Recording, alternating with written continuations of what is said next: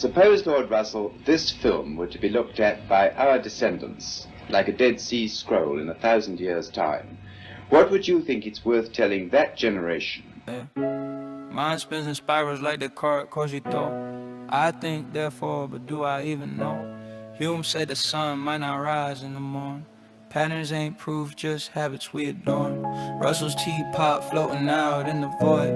Invisible doubts that can't be destroyed. Belief ain't a bird and the skeptic employs. Question the noise, the cosmos ploys. Skeptic's eyes always peeping the fraud.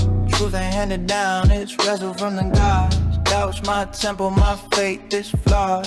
Think it through twice before I applaud.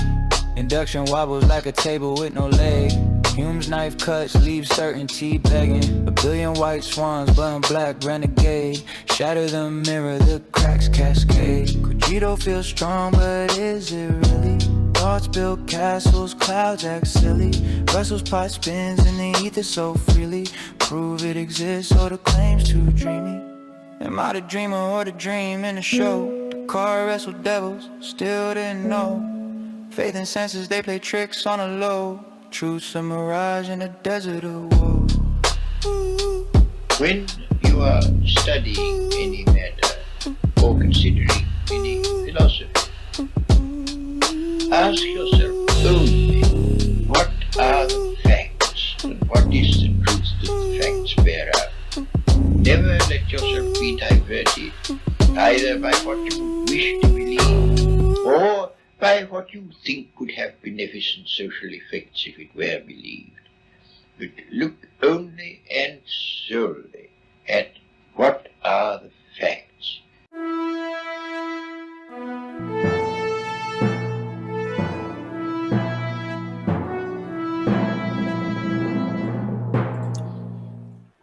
Hello, everyone. Once again, another Sunday talk, Skeptic Talk. Today's guest has been around a little bit, has a YouTube channel linked in the description and in the side chat there. Thank everybody for joining. We're going to, without any further ado, welcome Big Bad Mama. Big Bad Mama, how's it going? Good, Robert. Thanks for having me.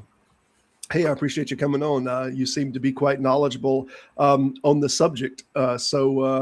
Without any further ado, we shall get into it. How'd you like to approach this? You have some presentation, I understand.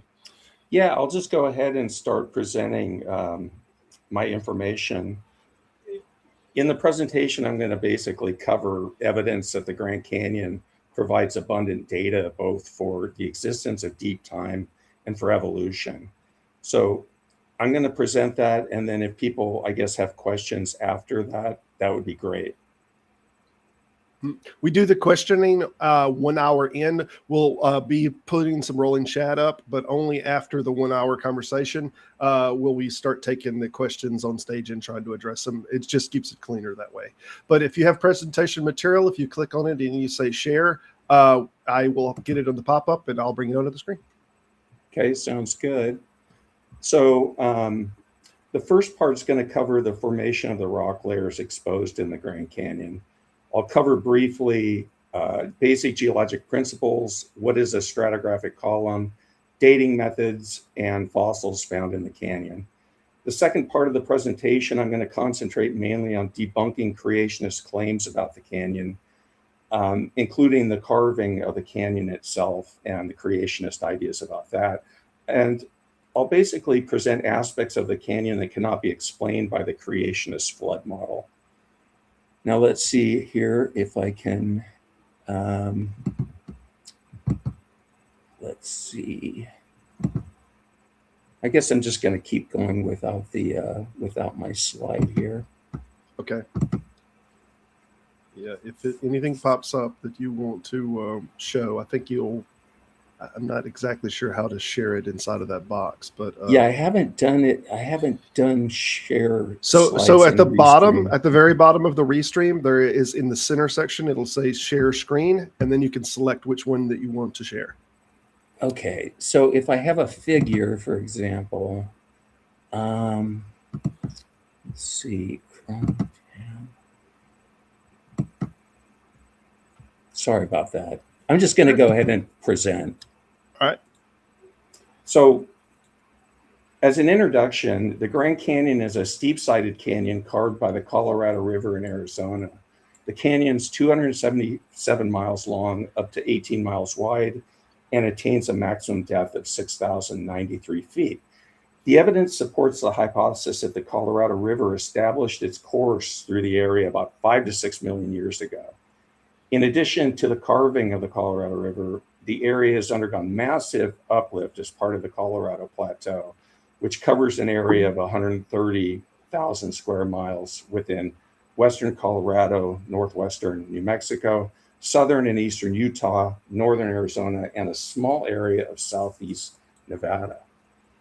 So one thing that creationists often don't mention is the Colorado Plateau and the uplift. An interesting fact about the geology of the Colorado Plateau is its stability. Relatively little rock deformation, such as faulting or folding, has affected this crustal block within the last approximately 600 million years. Most of the formations were deposited in warm, shallow seas and near-shore environments as the seashore repeatedly advanced and retreated over the edge of a proto-North America. The province was probably on a continental margin throughout the late Precambrian and most of the Paleozoic era. Throughout the Paleozoic, which covers approximately 539 to 252 million years ago, tropical seas periodically inundated the Colorado Plateau region. Thick layers of limestone, sandstone, siltstone, and shale were laid down in the shallow marine waters. During times when the seas retreated, stream deposits and sand dunes were laid down. In the late Paleozoic and much of the Mesozoic, the region was affected by a series of mountain building or orogenic events that deformed western North America and caused the uplift. The Laramide orogeny uplifted a large belt of crust from Montana to Mexico, with the Colorado Plateau being the largest block. The Colorado Plateau, as I mentioned, was uplifted largely as a single block, possibly due to its thickness. As the uplift continued, streams and rivers had their gradient increased, and so they responded by downcutting faster. So let's talk quickly about some of the geologic principles. And Robert, feel free to ask me questions at any time. Yeah, some of this is a very visualizing thing, so I don't mind taking a moment to, if you have that, if you're looking on the Restream page at the very bottom where it says share screen, it also says press H, it looks like. I'm not sure if that'll work if you have that Restream app open, but for sure, if you go to the center that has a screen and it says share screen, you should. So it says Chrome tab, window, and entire screen. So I have That's totally up to you. I have some figures, but let's see here. Let's see if this works or not. 1 second.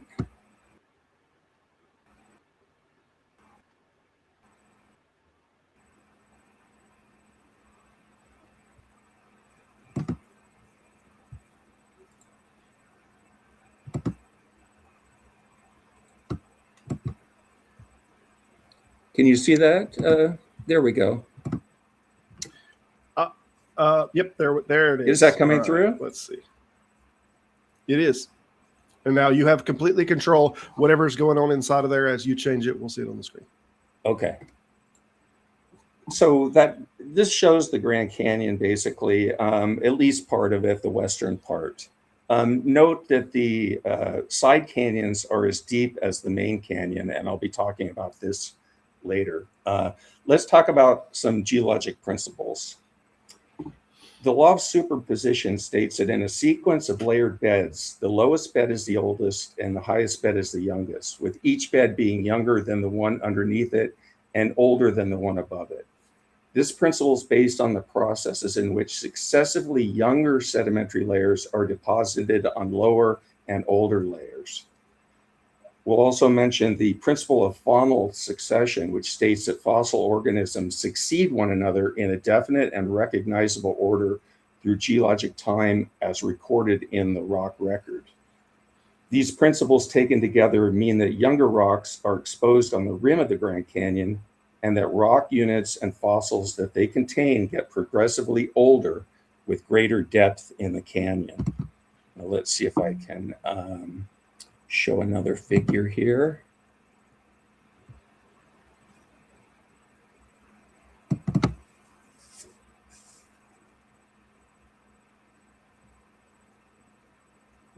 Can you see this one? I don't see anything. You'll have to select that option at the bottom again to share screen. Okay, let's see then here. I'm select it. sorry. If they're all on the same application, then you can scroll through them in the application. But if you're having to close the window and open a different one, I'll have to have each of those in queue.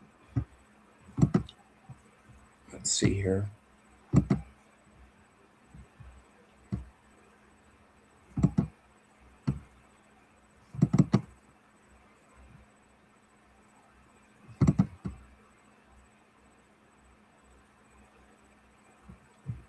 Okay.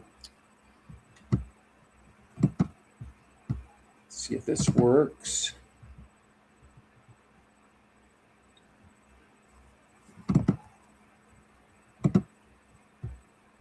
Sorry about this, Robert. Trying to get this That's together. okay. How's that? All right, I see something in Can queue you here. Boop. There we go. So let's talk about a stratigraphic column, which is also called a geologic column. It's a representation used in geology to describe the vertical assemblage of rock units in a particular location. And I have to emphasize the word representation, which means that the column is not a physical place. It's a graphical representation. So columns are graphically constructed from the stratigraphic base upward, with the oldest layers at the bottom and the youngest layers at the top. They are made through observations in the field or of drilling cores. We list the thickness, features, and age of each layer, which have been determined and depicted in the column and are based on extensive field work and data collection. So when we see somebody like Kent Hovind show a stratigraphic column, he basically shows a crude cartoon of a stratigraphic column and a geologic timescale. He doesn't show a column for a specific location. So creationists often use this cartoon to misrepresent actual stratigraphic columns that have been prepared for specific locations, such as the Grand Canyon. You have any questions about that, Robert? Yeah, I am curious as far as how the diagrams on this go. How is it generally separated one sediment layer from another? Are they tested for different chemicals, or how is the separation from one layer to the next layer determined? So it's by either the rock type and the age combination, I would say. Okay. And so that's how they're, put into a unit and given a name. Like we have these different units here that are listed for the Paleozoic rocks, and then for the Grand Canyon supergroup rocks. So they're broken apart by age mainly, and rock type. So if you have a limestone, that might be listed as a separate unit. Does that make sense? Yeah, sure. So you're dating the rocks inside of that sediment layer, Right? And I'll go over that. Chemical I'll go over some of that dating that we have for the Grand Canyon. Fantastic. So this diagram shows the layers that can be seen at the Grand Canyon. The blue part of the diagram shows rocks from the Paleozoic era, a time that stretches from about 542 million years ago to about 251 million years ago. At the Grand Canyon, a total of 11 individual layers represent a big part of the Paleozoic era. These layers are a mixture of sandstone, limestone, and shale. And as I mentioned before, most of them were formed during sea level changes, either sea level rises or sea level falls. A sea level, if you have a beach deposit, which would be a sand, and then you have a sea level rise, it would deposit a shale, which is a deeper water sediment. It's finer grained, and so it would be deposited on top of that beach sand. Now, if the sea level rises higher than that, perhaps a limestone would form, because limestone forms in deeper water conditions. And then if you have the sea level goes out and falls, you might have a sand, and all that is exposed. and becomes terrestrial, then you might have an aeolian deposit, which is like a sand dune, a wind deposit. Does that make sense? Yeah. So, yeah. It's blowing light debris across it and creating a covering of something, whether it's sand or some other Right. things. That's what you're talking about when, okay. Right, a sand dune, yeah, like a sand Yeah. dune environment. So beneath these blue layers, we see what's called the Great Unconformity there. And that's a separation of the younger Paleozoic rocks, which are in blue, and much older Precambrian sedimentary and crystalline strata, including tilted strata, which we see in the Grand Canyon supergroup, indicating that when those were laid down, they were subjected to some sort of a tectonic force that tilted them that way. And then you had tens of millions of years of no deposition or erosion to form what's called that Great Unconformity. And so the period of the Great Unconformity represents a period of mountain building and erosion. And then we have, at the very base, we have the basement, Precambrian basement rocks, gneisses, granites, schists, which are metamorphic rocks and are the oldest rocks.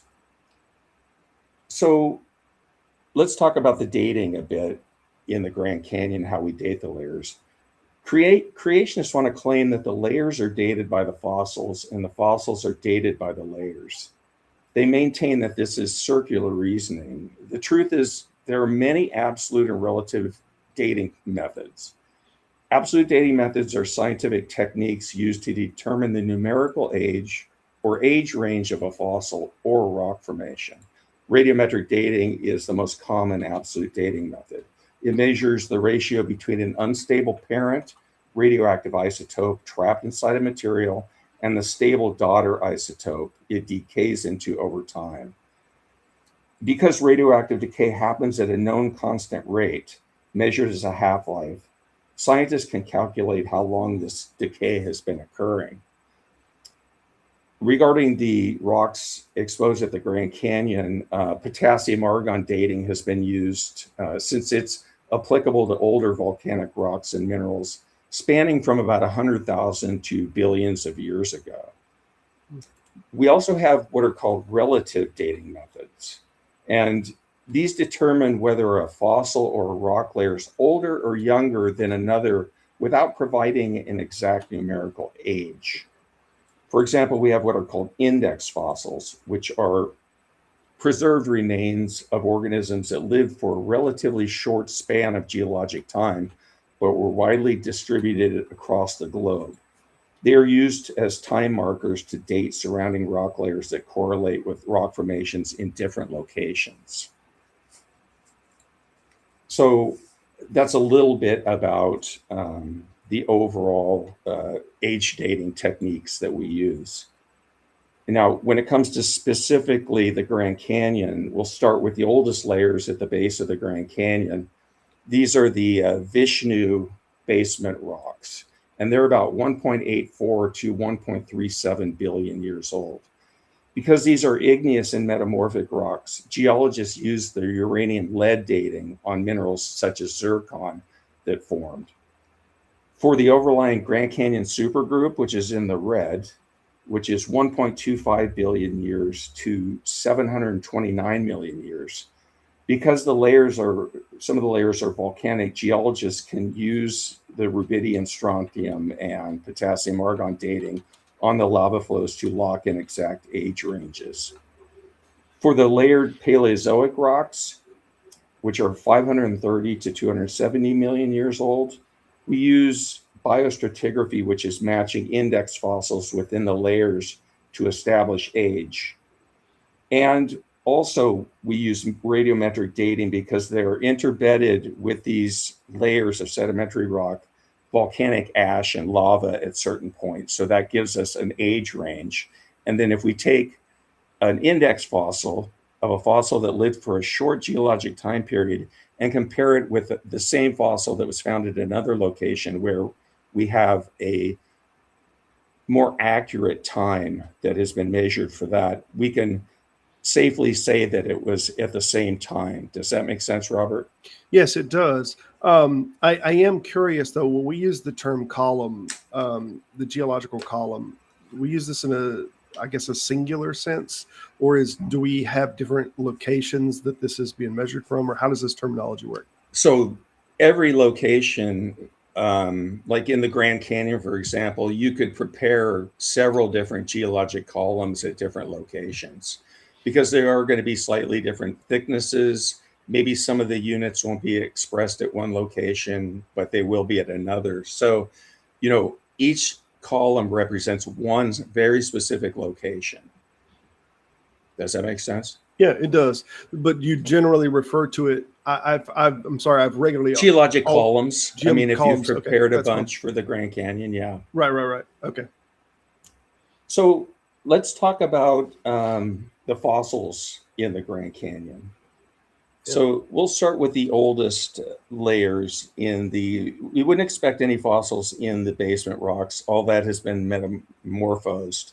But if we go to the Grand Canyon supergroup rocks, we find what you would expect, simpler life forms, because these are the Precambrian rocks. As expected, we find stromatolites, which are algal mounds, and microfossils. They're the only fossils present in the Precambrian Grand Canyon supergroup, which are the oldest sedimentary rocks in the canyon. Moving up, we find Cambrian fossils. In the Bright Angel and Muav formations, we see trilobites, brachiopods, echinoderms, and arthropods. Trace fossils show a record of invertebrate behavior, including tracks and trails, worm burrows, and feeding traces. Because of the absence of rocks between 500, we're moving up now. Because of the absence of rocks between 500 and 385 million years, there are differences between the Cambrian fossils and the fossils in the younger Devonian rocks. So in the Devonian, we find Antiarch placoderm fish fossils in the Devonian Temple Butte Formation. Antiarch placoderms were a type of heavily armored early jawed fish that did not survive past the Devonian. So as you can see, we're getting more complex organisms as we move up the geologic column, as we move up toward the younger rocks.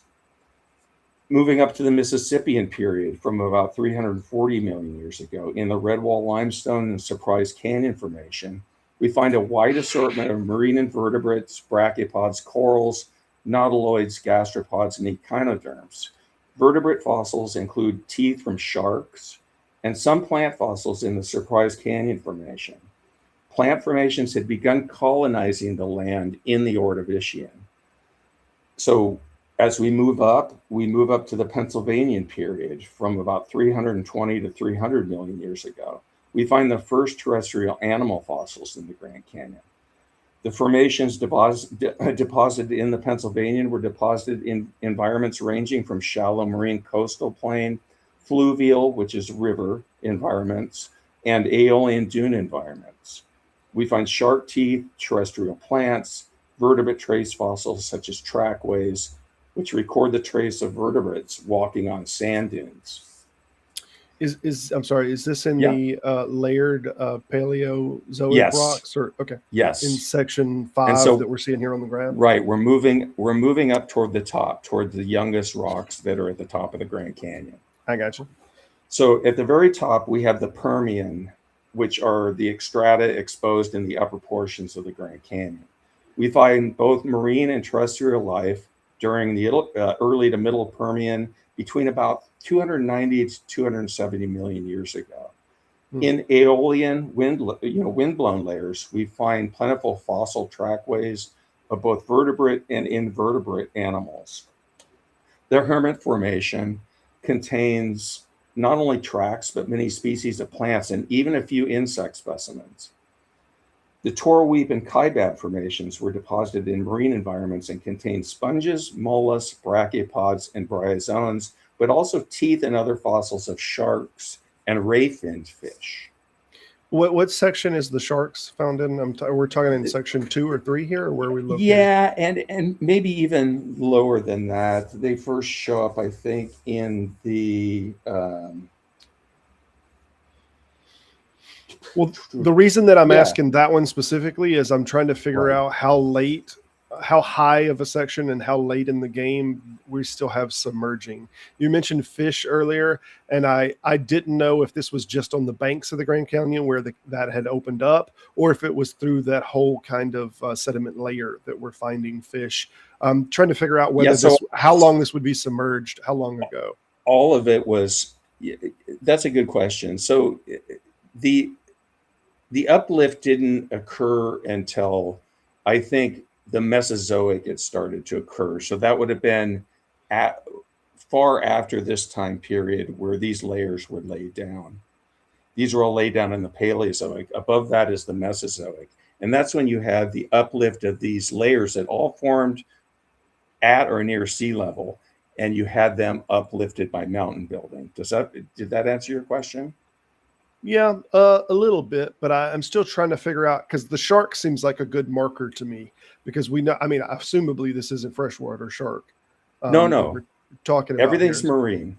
Everything's marine. So if we're seeing them as late as I say late, as far as moving forward in time, closer to us, we're seeing them as late as 260 million years ago. We're seeing shark in these layers. Right, and we saw them from about 340 million years, I think, something like that. So all during that time period. But, what's interesting is at first you had these heavily armored ancient fish going into, as you go up the column towards younger rocks, you had sharks appearing in the fossil record. And then at the very upper layers, you have ray-finned fish appearing. And so there's a definite progression there. And remember, at the Grand Canyon supergroup rocks, you had very simple algal stromatolites and simple microfossils. Those were the only things that were alive during that time period. Gotcha. So there's one more component to the fossils. In contrast to the ancient life preserved in the fossils within the rock walls of the canyon, fossils have been found in the dry caves within the canyon. So this is after uplift. These fossils provide information on organisms that lived in the canyon during the very recent geologic past, during the Pleistocene and Holocene, during the last 50,000 years. We have California condors, extinct Shasta ground sloths, and Harrington's mountain goats have been found. Sloth dung, hair, and skin have been recovered. So the important thing to note is we see from the fossil record the progression of evolution from simple organisms in the Precambrian layers to ray-finned fish in the Permian layers at the top of the canyon. Then we see the fossils of later organisms that lived in the caves of the canyons, mammals, for example. Creationists cannot explain this progression with their global flood model. So rather than finding evidence of one massive deluge, geologists find abundant evidence of multiple periods of rising and falling sea level. Most of the sedimentary rock layers formed in shallow water or just above sea level. Evidence of periods above sea level is evident from abundant sedimentary structures such as mud cracks, raindrop prints, ripple marks, cross-bedding, and small animal tracks. So that's important because creationists cannot explain how in a global flood you would get these terrestrial fossils that were above the ground, like the sand dunes we discussed earlier. Does that make sense? Yep. And here's an important fact that I want everybody to key in on here.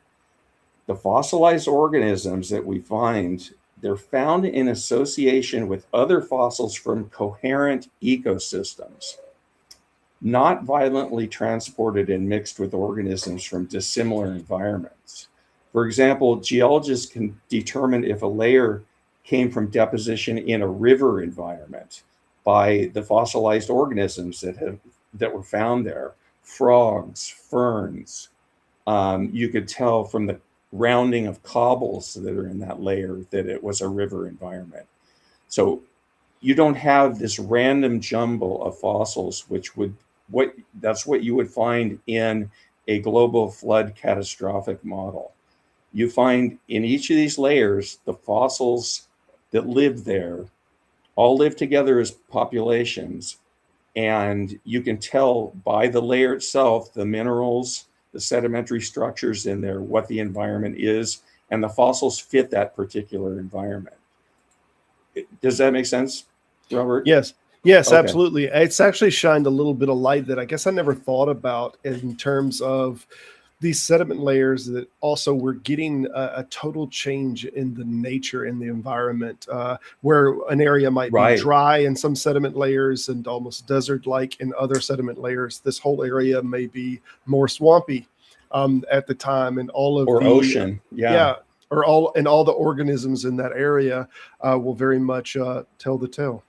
So yeah, if you have a sandstone that is a beach deposit, of course you're just going to find organisms there that lived on the beach. Yeah. You're not finding rabbits in the Precambrian area, which is something everybody uses, or nothing like that. Every fossil fits that paleo ecosystem.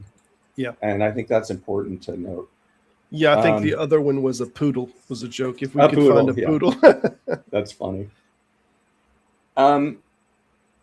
So let's talk about evolution a little bit. The highest and youngest layer in the Grand Canyon is the Permian Kaibab Formation. It's a limestone dated from between 299 and 251 million years ago. So scientists using the theory of evolution would predict that not a single mammal, bird, dinosaur, or flowering plant would be found fossilized in any of the rocks of the Grand Canyon, since those organisms hadn't evolved at that particular stage of Earth's history. And this prediction has proved to be correct. Does that make sense? Yep. And the theory of evolution also predicts that plant fossils would largely be absent from most of the sedimentary layers in the Grand Canyon, since most of the layers formed in marine environments where plants are not present. And sure enough, this prediction has proved to be correct.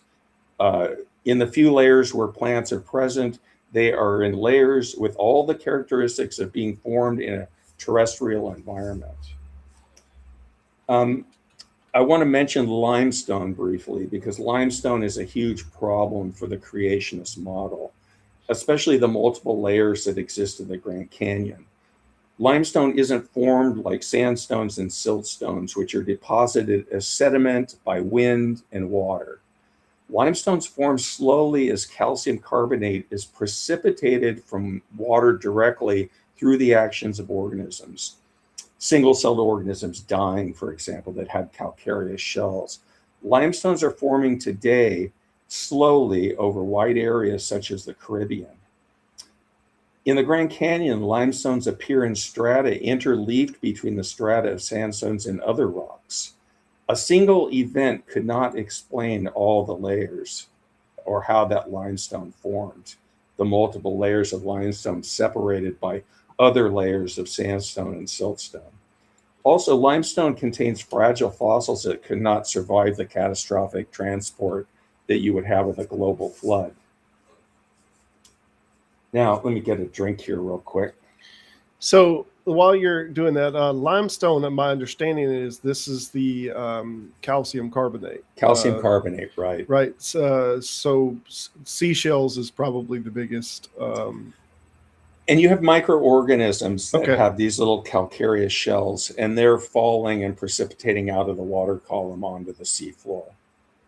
So all that accumulates in a very slowly, in a very stable environment. And so in order to have those layers such as you see in the Grand Canyon, you had to have relative periods of stability at those times when those limestones were formed. Sure. And that is nothing like what the global flood model would say. Yeah. Yeah, it seems like that when you're getting lower, especially when you're getting into areas that it would be covered underwater, that the limestone sediment coverings would be thicker than in areas that it was not submerged in water at that time. Would that be the case? Right. And I only say that because It's just more likely that things have that calcium carbonate with them as far as sea life rather than land life. I would think that would be more prevalent when it was underwater. Well, let's see. I'm trying to see if I Some can things like switch shells the- and stuff. Yeah, I'm sorry, Robert.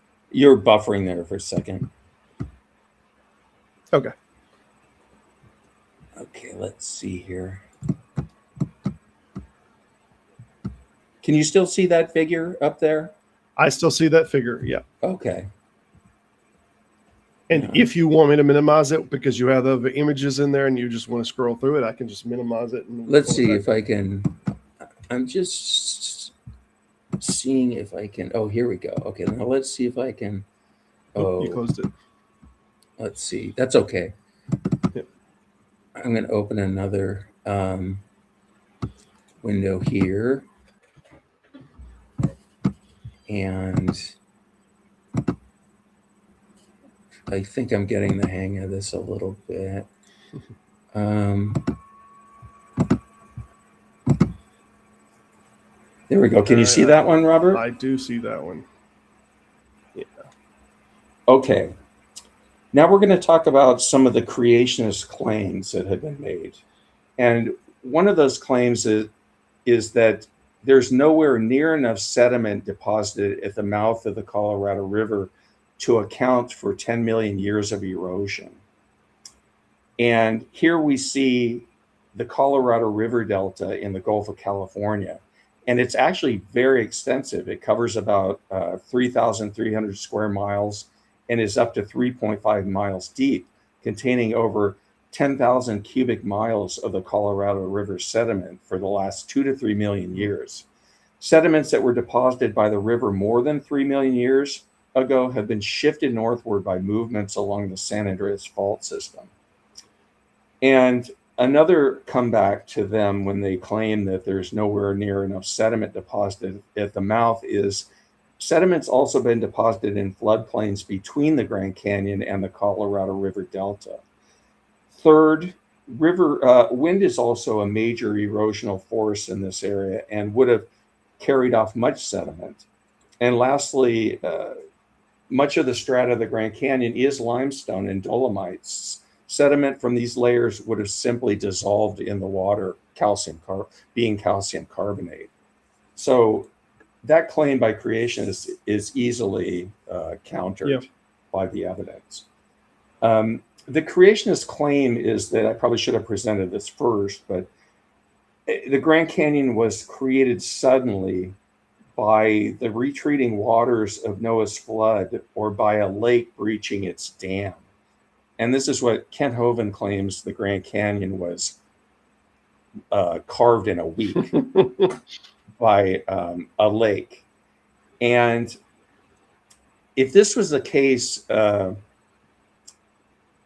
recent flood sediments would be unconsolidated. I mean, we're talking about something that happened less than 4,000 years ago. So recent flood sediments would be unconsolidated. That means they would be soft. If the canyon was created by floodwaters in a single event, the sides of the canyon would show signs of obvious slumping, which they don't. What do you mean by slumping? Like the sediment layers would tip down, or they would have like a downward tip? Or since they were, since it's proposed that the creationists proposed that the river carved through soft sediment layers, as opposed to before the rocks had been hardened into sandstones. Gotcha. So if you carve something in a soft sediment, you're going to have major landslides and stuff of that soft sediment. And that's what's called slumping. Okay. Yeah, slumping. Seen that's slumping. Okay. I've seen when the areas are wet and you have deep penetration in water. Like if you're seeing a present flood, we see it actually right now. If you're watching areas that are flooding and it's washed roadways and stuff out, for example, much of that roadway is bent over down into there, but it doesn't release, it doesn't break off. And it seems like that if it was an immediate flood, we would have this at a bunch of different sediment layers, that it would be kind of, we have a straight area and then right at the edge, it kind of lumps down. Is this what you're referring to? Yeah, I think Yeah. so. Yeah, that would make sense if it was So all here I'm gonna wet at one time and all the water's penetrating all of these different layers and washing them all out. right.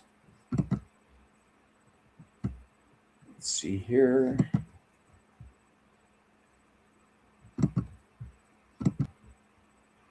Okay. So also along the Grand Canyon, I think I pointed out at the beginning, there's large tributaries which are as deep as the main canyon itself. So these tributaries are perpendicular to the main canyon. A sudden massive flood from a lake wouldn't produce such a pattern. You would have, the main canyon be formed, but you wouldn't have all these side canyons that are as deep as the Grand Canyon form. And the Grand Canyon also contains major meanders. And what we're looking at here is up gradient of the upstream of the Grand Canyon. This is the San Juan River. And this drains into the Colorado River. And this is called the goosenecks of the San Juan. And what we see are major meanders along the San Juan River. Meanders form along relatively flat topography, like the Mississippi River, not in deep canyons. So you had these meanders forming before the river started really carving down into the rock, if that makes sense. Yes. What you would expect if it was a sudden flood from a lake, you would expect a sudden massive flood to create a wide, relatively shallow bed, branching channels, such as a braided river channel, not a single well-developed channel. Yeah. I mean, I could, even just looking at this picture, I could visualize if our water is coming in from the right and it's a massive amount of water. This wall here, it would break through this wall and it would wind up going over the top of it if it was restricting it enough. It would not carve this going way out this far direction. That much water trying to escape at one time. There's no way it would make the shape. And this isn't even like this canyon here is not even proposed to be, geologists do know that there were these large shallow lakes that might have influenced the initial channel of the Colorado River, but they don't believe, first of all, they believe that they were shallow and not deep. So there was not this massive catastrophic flood that was released. It could have just been a flood that carved, just a simple channel that then the Colorado River then started to carve down as the uplift. We have to remember the uplift that's occurring too, so that the gradient of the river is increasing as the uplift is occurring. That's why you have these deep canyons. But this canyon here, the goosenecks of the San Juan, this isn't even like proposed to be part of that flood from that lake that the creationists discuss. And when you're saying uplift, we're talking about like a plate uplift, like a tectonic plate uplift is bringing this up slightly higher than sea level. Eventually it's got to come out of the water. It's coming out of the water, and now it's up, it's 7,000 feet at the, the highest parts of the Grand Canyon. So it is uplifted thousands of feet. Fantastic. Now let's see here. I've got another.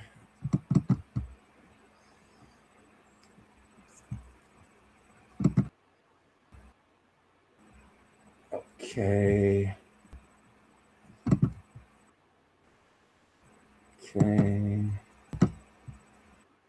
Trying my best here, everybody.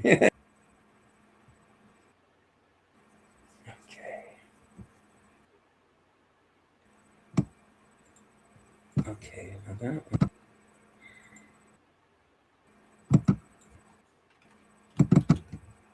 Got it. While you're doing that, I'll give a quick PA. Next Sunday, we're going to have on Detroit Atheist Queen. Miss Kelly will be on. So please stop by and check that out. All right. So can you see that, Robert? I can. I don't know why it's not the highest resolution. It's slowly developing here, it looks like. It's not great resolution, but this is in the area of, this is the Toutle River near Mount St. Helens. And a creationist claim is that rapid erosion of sediments along the North Fork of the Toutle River on Mount St. Helens carved a canyon like a miniature Grand Canyon, showing that the Grand Canyon can form suddenly. That's the creationist claim. What needs to be pointed out is the sediments on Mount St. Helens are unconsolidated soft volcanic ash, which is easily eroded. The Grand Canyon was carved into harder materials, including well-consolidated sandstone and limestone, hard metamorphic rock, and some volcanic basalt. The walls of the Toutle River, which we're looking at here, slope 45 degrees. The walls of the Grand Canyon are vertical in places. Mm. The streams flowing down from Mount St. Helens flow at a steeper grade than the Colorado River does, allowing greater erosion. Even with this, the Grand Canyon is more than 100,000 times larger than Mount St. Helens Canyon. The two are not remotely comparable. Yeah, this looks nothing like the Grand Canyon. Right. That you commonly hear this, though. So, in conclusion, creationists have failed to conceive a physical model for catastrophic formation that's consistent with the actual geology of the Grand Canyon. On the contrary, there's a predictable order in the succession of fossils that can be explained by changes in the depositional environment and changes in life forms over Earth's history. From each sedimentary layer exposed to the Grand Canyon, we can tell the paleoenvironment where that layer was deposited. We find the fossilized organisms from many species indicative of that particular environment. We find sedimentary structures in that layer, like cross beds, in the dunes that have been preserved, and the rounding of cobbles, also indicative of that same environment. When the layer is compared to layers of a similar age in other locations, we can also tell what the tectonic configuration of the continents was at that particular time in history. And this has been done for every layer in the Grand Canyon, to the point where we have a very detailed history of the canyon for hundreds of millions of years. It's a history that fits with the history of other locations on the planet of a similar age, one piece of a puzzle. And what do the creationists have? They only have their pages of mythology from the Bible. They have to dishonestly distort the evidence for their own ends, because to admit what is actually observed in the Grand Canyon would complicate their simplistic global flood model. They'd have to admit that they can't explain an orderly geologic succession of fossils and layers with their model of randomness and chaos. And I want to thank everybody for listening to my spiel. And Robert, thank you. I hope I didn't bore people with that. No, I don't think so. We have a further 10 minutes before we have any guests on, and I could tell you now, though, I did see a question earlier that I was curious what he was referring to, and it was you should mention scablands of Pacific Northwest. Are you familiar with this, or know what he's talking about? So the scablands formed like what we were saying. There was a catastrophic breaching of a lake, and it's basically what I said what you should see in the Grand Canyon if that was the case too. You would see these branching, what's called anastomosing stream channels, and that's not what you see in the Grand Canyon, like what you see in the scablands. I think that's what that person's referring to. Okay. The Great Missoula flood, for example, that occurred up there. So I think there are obviously some physical different signs that would appear if we were expecting something like a global flood and a massive amount of water movement to travel through here. We're talking about a water movement that could fill these Grand Canyons many times over. What would we expect as far as shape and different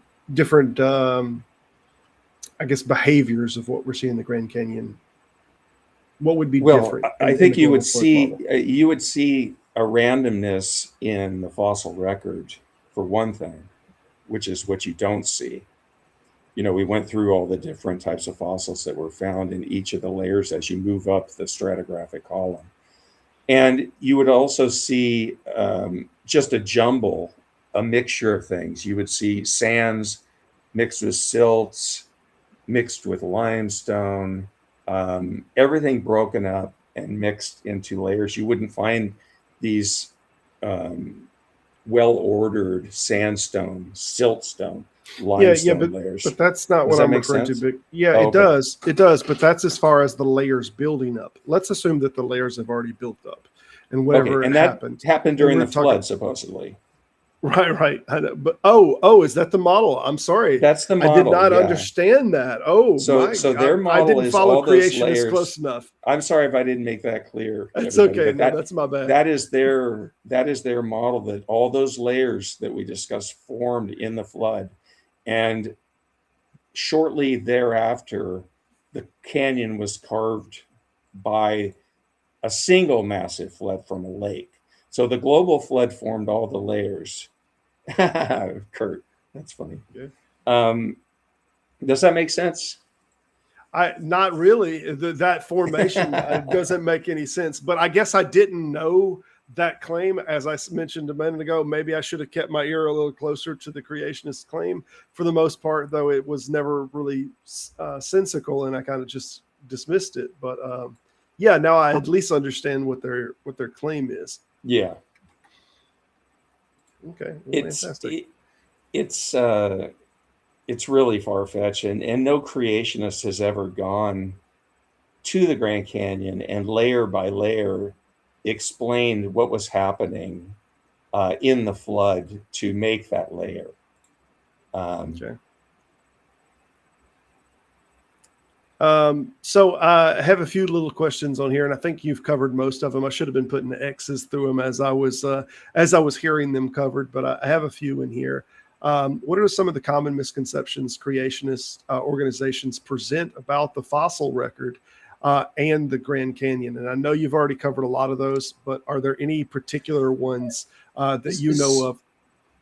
So Kent Hovind, for example, and I don't know if Ken Ham does this, but Kent Hovind's model is pointing to the fact that he says that hard-shelled organisms are found at the lowest layers, at the oldest layers, because they couldn't swim in the global flood. And so they were buried first.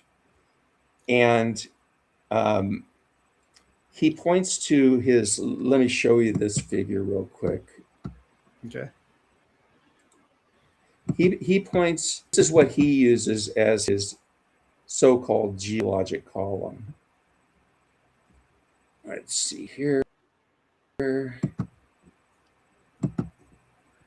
I would love to see some kind of video made of the flood happening and the layers being laid down while the water is receding or something. You know, I'd love to see some video that that would be awesome. AI made or whatever. It's like the water is idea, flooding actually. out, and we're laying down like tiles. We're laying sediment layers down. You know, just. Okay, let's see here.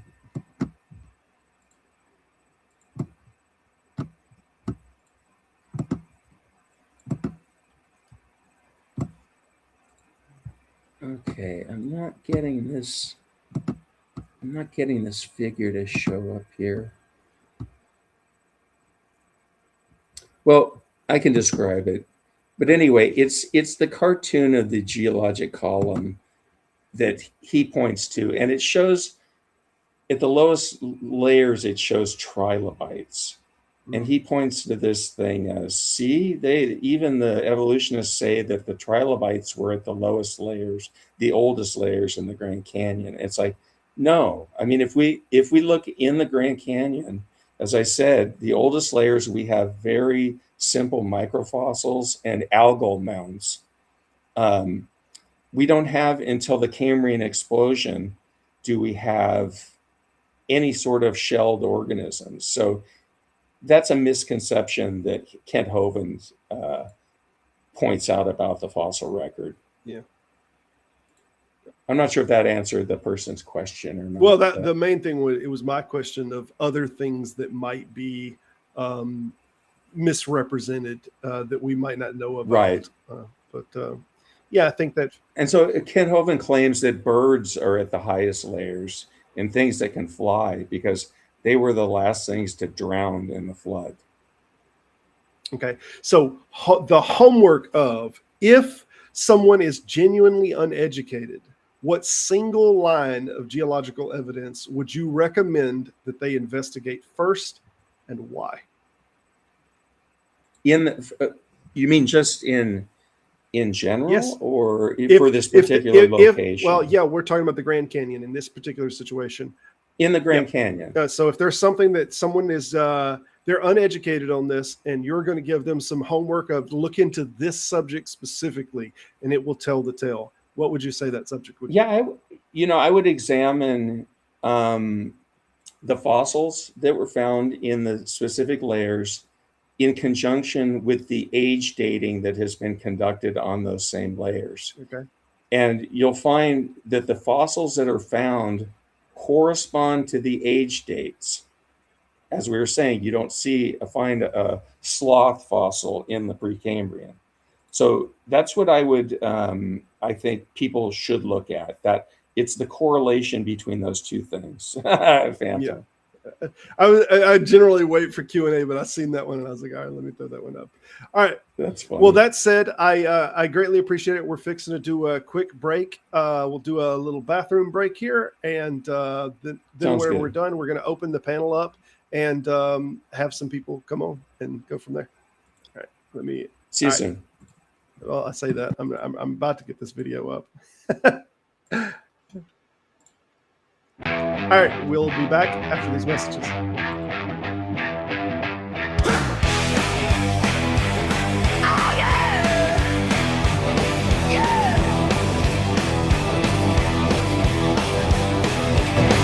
It's pee break time. I'm an old man. Been holding on longer than I can. When I wait too long, my body complains. So I listen up quick when the pressure remains. Take the break. Don't wait too long. Little things get heavy when you try to be strong. Stand up, breathe out, let it all unwind. Pee break time is a friend of mine. Yeah, yeah, yeah, yeah. Oh, yeah.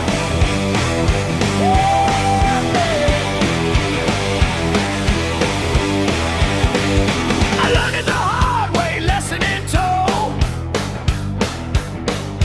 What you ignore can come back slow. Keep it moving, keep it sane. A bathroom stop can save you some pain. Take the break. Don't wait too long. Little things get heavy when you try to be strong. Stand up, breathe out, let it all unwind. Pee break time is a friend of mine. Yeah, yeah, yeah, yeah, yeah.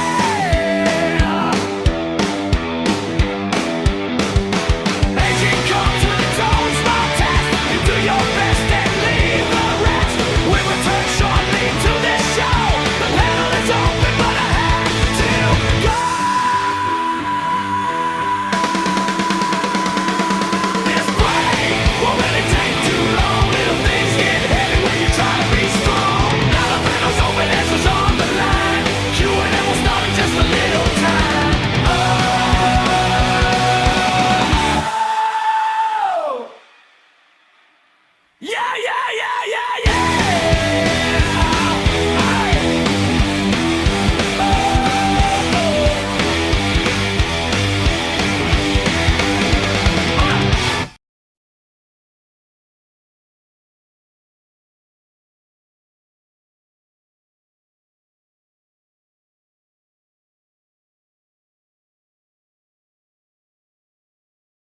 I wasn't ready. No, I wasn't ready.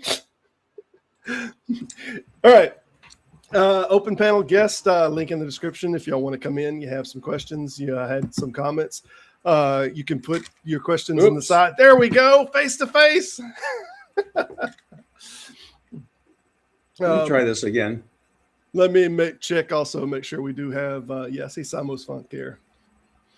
Simos, how's it going, man? Yes, hi guys. Q&A is open. Any Simos. questions, by all means, put them in the side. Hello. Sorry, I'm just muting the other channel. Just muting the stream. Yeah. Yeah, good. Okay, well, it's good to see you, Big Bad Mama. That's for sure. Thank you, Simos. In Good to see your you. geological hat. Yeah. Is that the one you This take hat's with been you around. everywhere you go in geology? I do, everywhere I go. Yeah. Good. Do you do your gardening in that as well?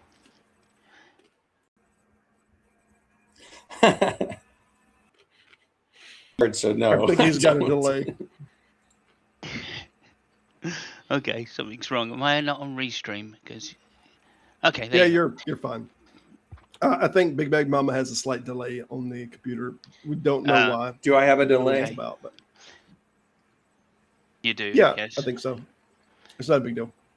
No, it's not a big Sorry. deal. But no, it's okay. That's Well, right. You're probably using internet that you dug up, didn't? I'm guessing 1990s internet or something. Windows 10. I'm on Windows 10. That's no excuse. yeah, same. I need to update myself. But I'm wondering if you've I should seen leave this and come one back from in. Dade. Nah, I think it'll be fine. You mentioned it earlier. I thought you told me whenever you came in that you have a little bit of delay on Restream. And I think you were correct. Yeah. But I don't think it's a bad problem. But I seen that Dade on here said, Simos, if dogs came from wolves, then why are there still wolves?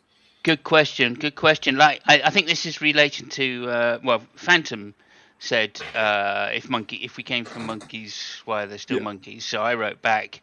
What did I write back? Can you put my one up so I know what I said? Can find it. I don't know. A lot's been said since then, Simos. I don't believe that. It wasn't that long ago.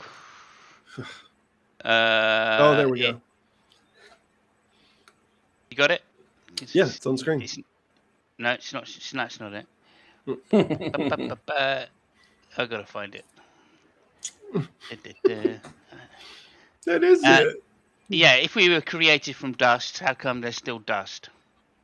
I think Right. That's what's on the screen presently.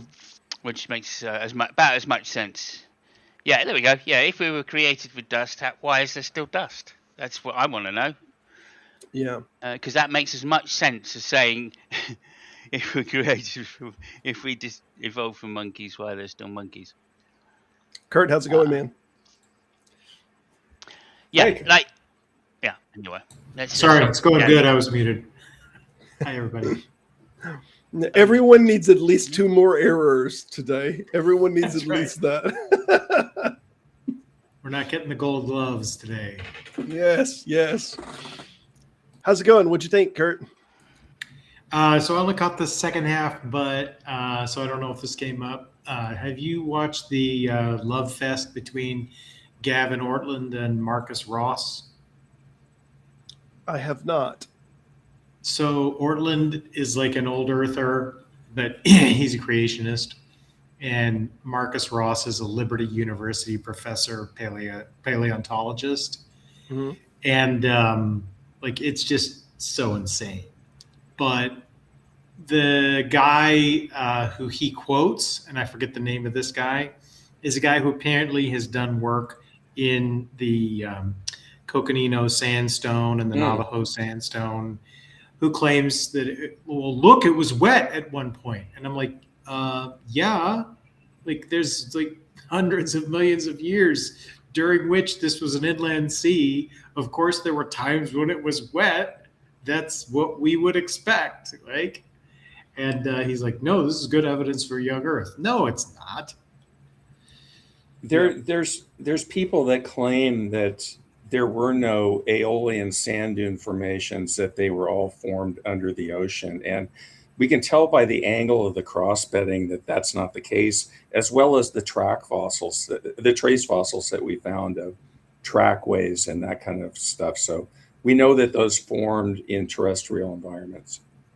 Yeah, and we can tell the difference between like sea sand and Yes. dune sand in terms of like a tail track or a coprolite. It's in the crossbed angle too. The crossbed angles for underwater sandstones are completely different than for dunes. And this just reminds me of Gentry's halos. It's like a dumb, weird finding that creationists are blowing up into something that it's not anything. Speaking of, I'm going to bring something Robin. up and we're going to get back into that. But Robin, how's it going? Hey, we get to see Big Bad Mama on camera. Yeah. I love it. I'm not sure y'all seen Big Bad Mama on camera before. Is this one of your first times on camera? No, or you've been on camera a few times? I've been on with Ken Hovind probably 25 times, and I've been on camera. I have seen him. I've met him in person, actually. Yeah, Robin and I have met in person. She's a wonderful person. I got to hug him and play with his butt and everything. So the other one that I was wanting to mention just a while ago is, if you're in something of geology circles here, do you know anybody that has worked on this alleged Noah's Ark find that has been going on? That they're claiming this structure is Noah's Ark. Oh God. They're talking about the same old Dirupinar structure. It's a rock formation. It's called a plunging syncline.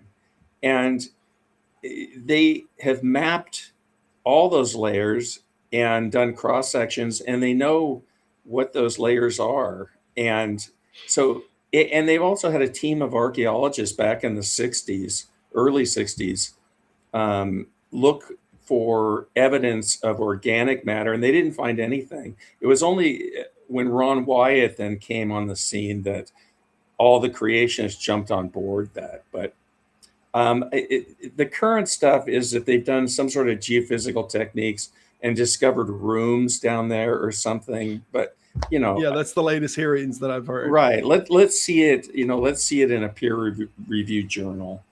Right. Do they, by rooms, do they mean caves? No, I think they just mean sections of where columns are not and sections that columns are. So you have empty voids, and they're like rooms. Empty voids, yeah. Yep. Okay. And so you're saying they've got no samples of gopher wood? Yes, that's what I want to know about, the gopher wood. Damn. Well, I was hoping for a new building material that could save the planet. Yeah. We have these guys that are called the Proverbs guys, and they have a channel, and they're like big Ron Wyatt fans. And oh, really? Oh my goodness. Stephen, the head Proverbs guy, has gone to Nell Wyatt, who is Ron Wyatt's wife. She keeps all that stuff in her basement, and they have like deck timber from Noah's Ark. They have Noah's wife's finger, which is about like huge. And then she's a big gal. These things, she was a big gal. Yeah, she was a giant. She was a giant. Lucky Noah. And of course, the Smithsonian keeps all the rest of the giants in their basement because they don't want all that to go up. Yeah. Have you ever been to Istanbul? Istanbul? Yeah. Where now? No. In Istanbul, in the capital of the old sultans at Topkapi, they have like all these like Christian relics, and they have like this big section of Noah's Ark and all this stuff, and it's just junk. Wow. Oh, it's so yeah. I don't know. I mean, they got the fingers of Jesus Christ, right? Yeah. And they got 4 thumbs. So that's impressive. I had to go refresh because I added my external mic and it wouldn't show up. So, is it working now? Yeah, we can hear you good, Robin. Well, I've only got one external mic, and I pack it back and forth from my desktop to my laptop, and so I went and got it off my desktop and brought it in here and put it on my laptop, but it wasn't showing up when I plugged it in. So, anyway. This is an interesting question because earlier you mentioned that they think the slower animals that weren't able to move would be covered. But surely, if this was the case, some mammals would be covered in the lower sediments, right? Right. But and this is what Dade is mentioning on the screen here. If Noah's flood actually happened, how come geological columns show no evidence of fossilized mammals anywhere near the True. oldest layers? Are there any claims from any of these creationists that there are any kind of mammals that are found in this lower layer? No. Okay. All right. Settles The only things they have are there's a claim of these so-called human tracks that stepped on a trilobite. And so their claim was that humans and trilobites live together. But whereas the trilobite in that layer, I think it's someplace in, I'm not sure. I get that mixed up with the Paluxy tracks, but it's not even a human footprint. It's called spalling. It's an erosional feature, and they have multiple other areas of spalling that don't look like human tracks nearby that one that just happens to have been on a trilobite. So it's just a ridiculous argument that they make there. I thought when you was initially talking about this footprint, I thought you was going to bring up the Avis Dilk print, which is obviously a whole different can of worms. But I take it you have some familiarity, at least, with the Avis Dilk print. The Avis Dilk print is the gentleman that said he had the fossil. I'm sorry, not fossil. This imprint of a human footprint that overlaps a dinosaur footprint. Okay. Do you know the one I'm referring to now? I think they call that the Paluxy. I think they call that the Paluxy tracks, don't they? Yeah, that's the tracks, but this one specifically, I believe, is called the Avis Dilk. Oh, okay. I mean, those tracks are basically what they're calling human tracks are just dinosaur tracks, in which the middle part of the foot way down in the mud more than the sides of the foot, and made it look like a human footprint to somebody not trained in looking at that. Yeah, it's from a gentleman that he was an amateur geologist, and he had it apparently in his possession for the longest time. And until he got down on his luck and had to have back surgery, the other section of the track never fell out. But then it fell out, and I believe he sold it to Carl Boughton for the Carl Boughton Museum, and they paid him a fairly good penny. Since then, people wanted to do some tests on it and whatnot, and Carl Boughton won't allow it. He doesn't want these heathen non-Christians to look at his print with any scrutiny. But that's the Avis Dilk print. Didn't know if you knew anything about it. Yeah, I'm not sure my that mom in particular. My mom threw up the like the seashells on the top of the mountains and like all that. You know, that little same old tired arguments. Oh my God, that would hurt. You threw up a seashell? No. How did she throw it up? She threw it up in my face. She was like, "Why are there seashells on top of the mountain?" I have such a bad image. I'm like, Mama, please. Satan, please, Mama. Please. Like, you know, but she's 8 years old. She don't have a clue. But... That's some Exorcist shit. Yeah. Yeah. Well, Mom may have had a demon in her at one time. Like when I was growing up, I thought maybe she found it to be occasionally over our lifetime.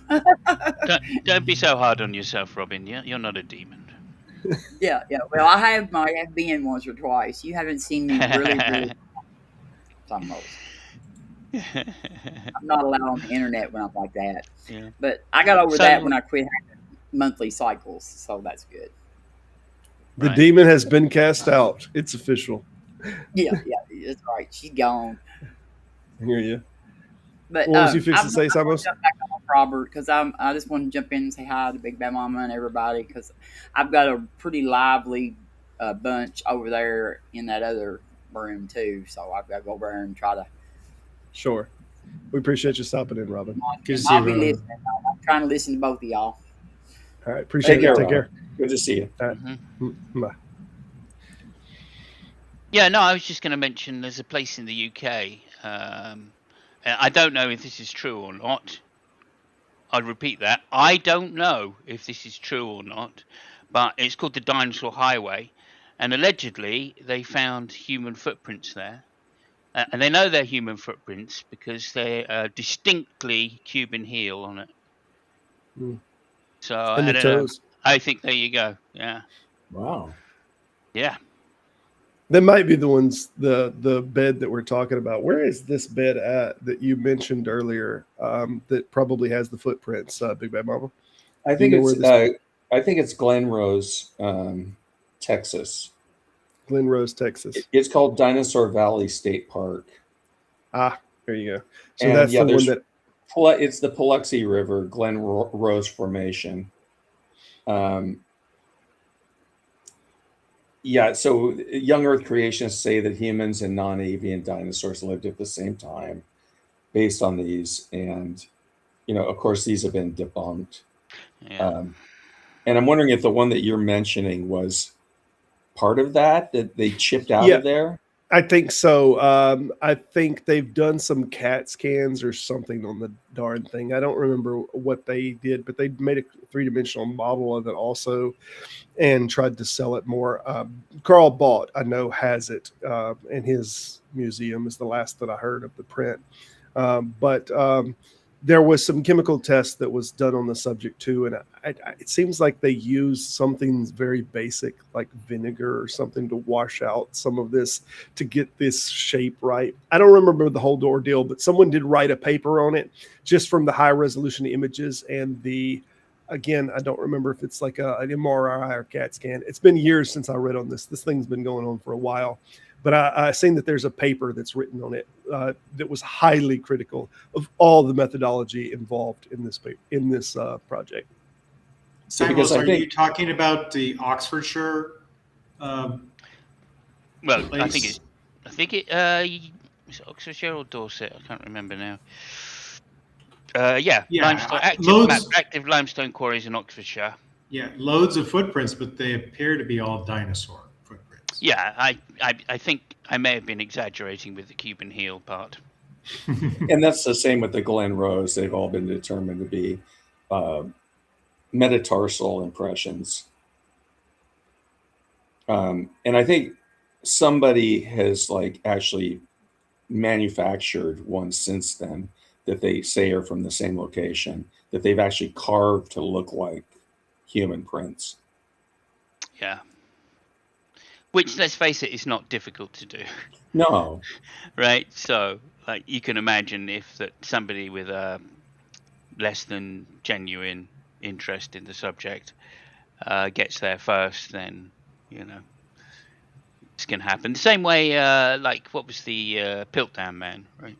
Right. The guy just had an agenda and he thought he knew better and went out and literally just put together various bits and pieces to get something which didn't even pass muster by the local doctor, let alone the actual geologist or scientists even then knew it was a hoax. Local doctor knew it was a hoax. He took one look at it and dismissed it straight outright and didn't think it would go any further. But there were creationists around even then. Well, Lovelock Cave gets a lot of crazy conspiracy theory shit. The giants. Film or whatever. But that's nobody ever took that seriously as far as I know. It was never regarded by anybody who knew what they were talking about as anything. Well, Kent Hovind mentions that location, the Lovelock. I did a video on it where I looked up all these claims of these giants that Kent Hovind laid out. He laid out a dozen claims of giants. And, I looked up and kind of researched what they were. And they're all bunk. I don't know the specifics about the Lovelock cave. I'd have to go look again. I think they found some non-human bones and thought that they were human. Mm. And then they were large. So, of course, because they were creatures that are larger than we are, many, many creatures that are larger than we are. When I look at all of these different artifacts and areas that are kind of sold to these creationist museums that seem to have plenty of money to buy things like the Ava Stelk print and other things, I can't help but think I'm in the wrong business. I need to be Oh making yeah, some absolutely, artifacts and Right. selling them to creationists as absolutely. proof of creationism. That's what I need to be doing. There's where the Who money was is. who was the guy that in the Mormon murders back in the 70s that was forging all these early Oh, Mormon right. documents? Yeah. The And white salamander document. yeah. He got huge amounts of money out of the church before Before he bombed the people and killed them. And, no, his bomb blew up on him. He was like yeah. a Yeah, but he killed a self-deletion. couple people first. He did kill other people. Yeah, that's right. Do you know the guy's name? I'm interested in this. I want to look this I'm up. Too. blanking on his name right now. Yeah, I read the book about it, but it's fascinating because he sold these Mormon, the patriarchs of the church, a bill of goods. Mark Hoffman. It's Mark Hoffman. But yeah, he made a huge amount of money from the church. Yeah. Until he died. Of course, it was a Hoffman. No, I'm picking. But no, that's interesting. I got to look into that. I seen a short image of him with a being in court. I don't know if they were going to convict him on anything or how that went. Off topic, Robert, but your post from yesterday was spectacular. Thank you. Appreciate it. That's from, and by the way, if y'all don't mess with Substack, Kurt does a lot of Substack, and he's definitely a guy to check out. I just started messing with it, and I just made a Substack post. And I think it was put on YouTube also. Ed, what's happening? Just hearing the conversation. I taught in public high school, so in Texas. And I taught world geography, and this stuff came up every once in a while, especially in the early semester, the first semester, because we're talking about plate tectonics and how geography forms and all this stuff. And every year there'd be some kid saying, "Well, I don't believe that. That all happened during the flood." So it's like it's just a weird conversation for me to hear, because you think that this isn't in certain spots, but these kids bring it into the school all the time. Like I used to find pamphlets and things like that. The flood was the real reason. None of this happened. The earth isn't that old. Oh, Chick tracks. Chick tracks. Yes. No, that was after you were out of the church already when you were doing this. Yeah. When I was teaching in Texas, I had been an atheist, and everybody knew I was an atheist, which is a weird thing to be in Texas, by the way. It's very rare. Yeah, sure. But they were always pushing on, like we would talk about plate tectonics, because geography is all about, environment and how that forms and all that stuff and how it's changing. Like some of these kids would just open their eyes wide when you tell them, yeah, it's moving still. Like these plate things are still moving. Things are still changing. Someday Africa is going to be like by itself. Like, it's like, if things don't change, it's like, it's just weird. They don't get it.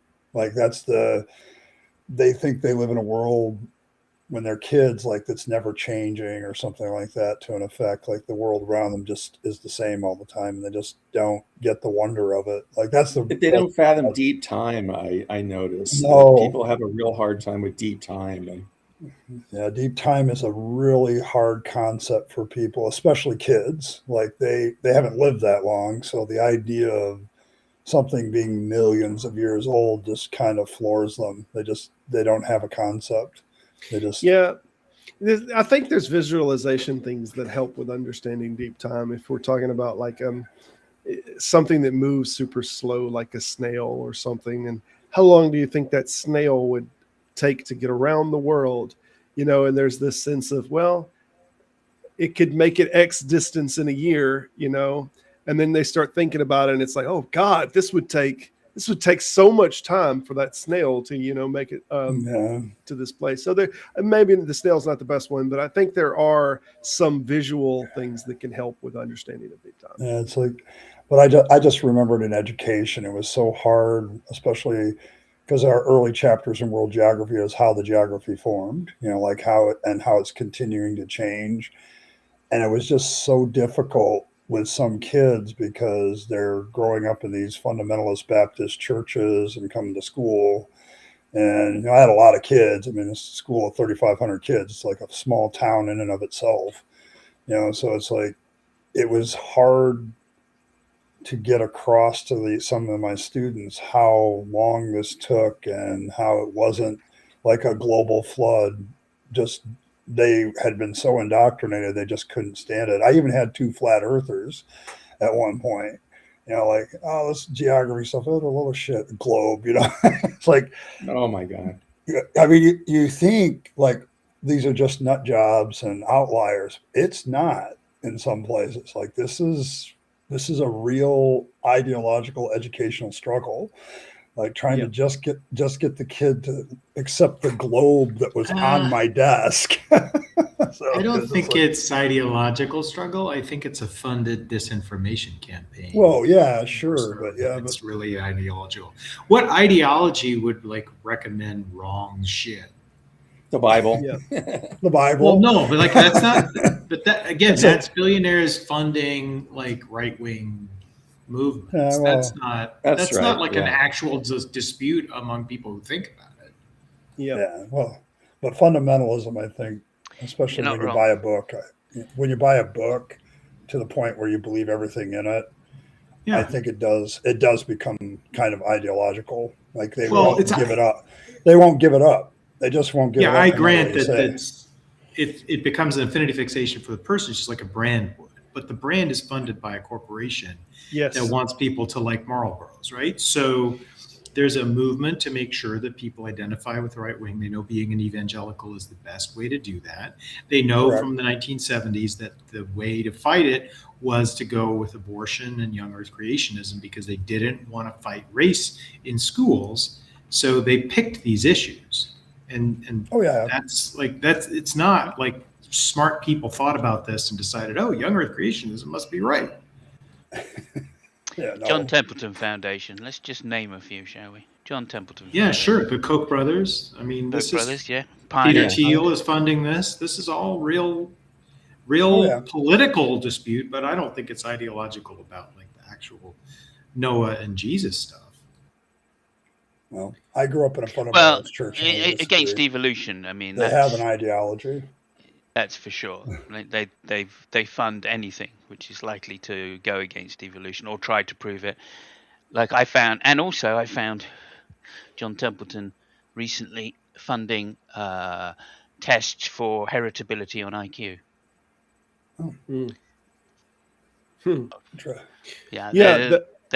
There's some political, like you're saying, it's hugely political as to what they choose to fund.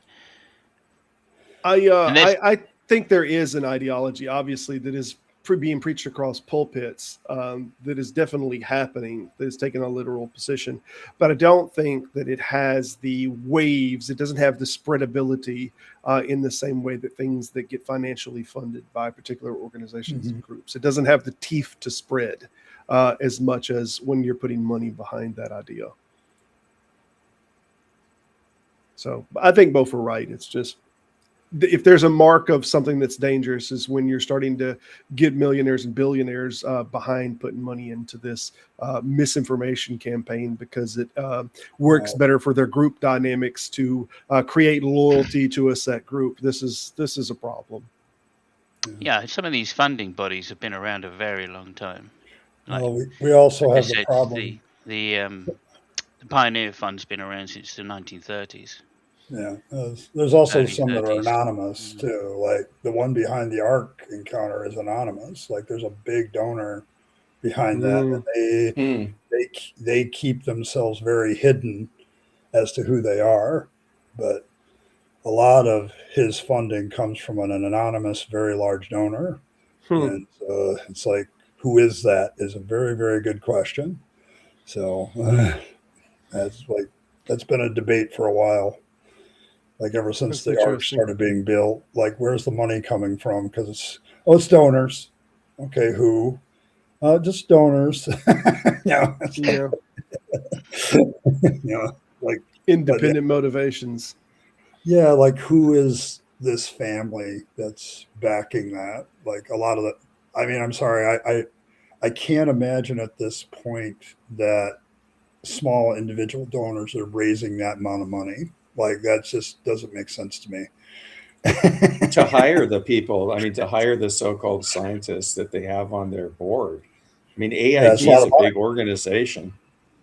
Yeah, it's a big organization. There's a lot of money. They're building stuff that's huge. You know, when you look That at arc it, is and massive. I've been there. I mean, it's yeah, huge. yeah, it's like, where's that money coming from? And all of a sudden they get really secretive. Like there's all of a sudden it gets really quiet when you want to talk about who specifically is donating the money. And they have kind of revealed that there is one family behind a lot of that that's got a lot of money. So it's interesting.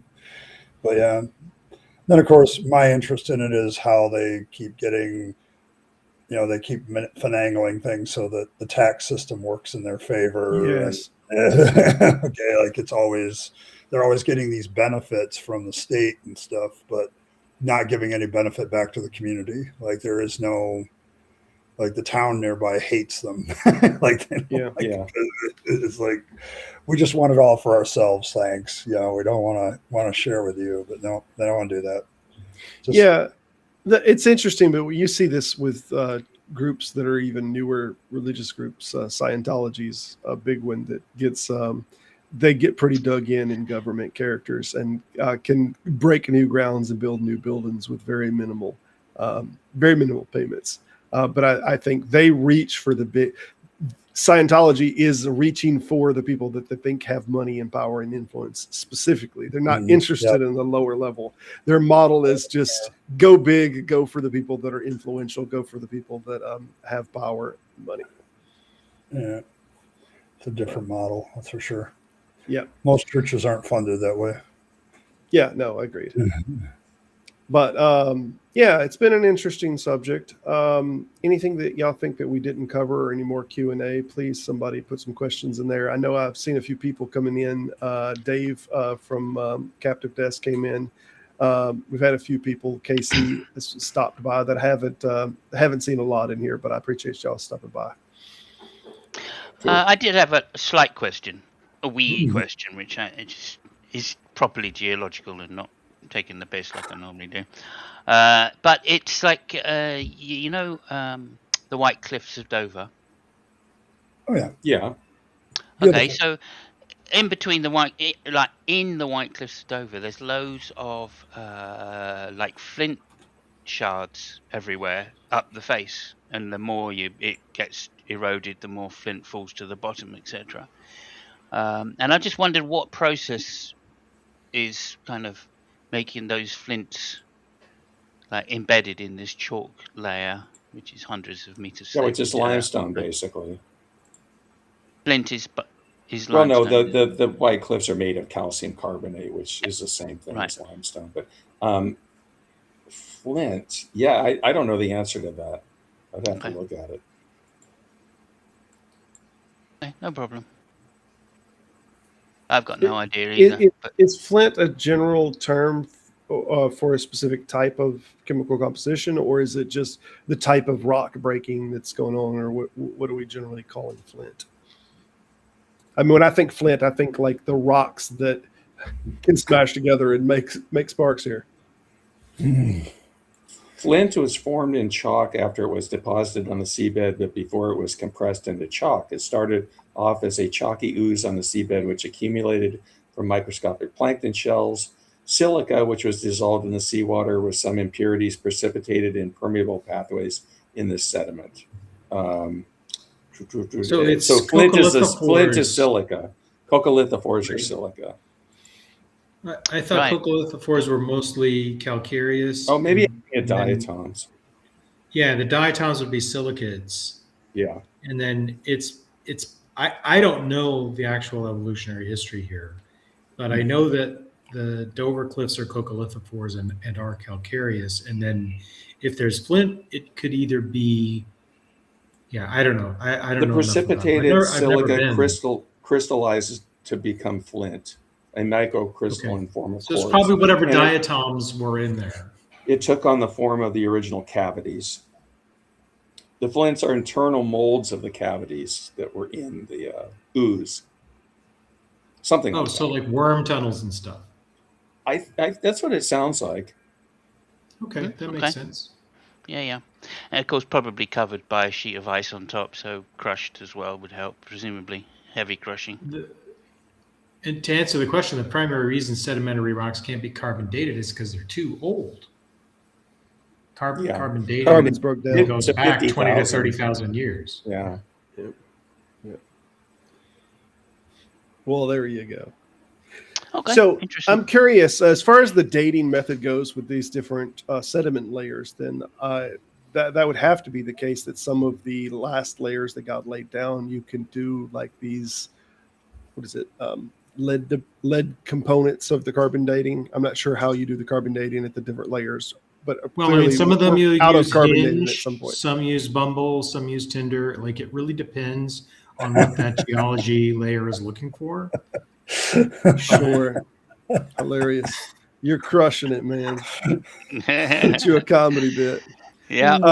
But realistically, we have obviously at different layers, you're going to have to do different types of tests for the dating, right? Yes. Are you familiar with, like with the graph that you had earlier, Big Bad Mama? Do you know what types of dating we're doing with the sediments at different layers? Well, I mean, you're doing mostly, I think, uranium dating and strontium rubidium dating.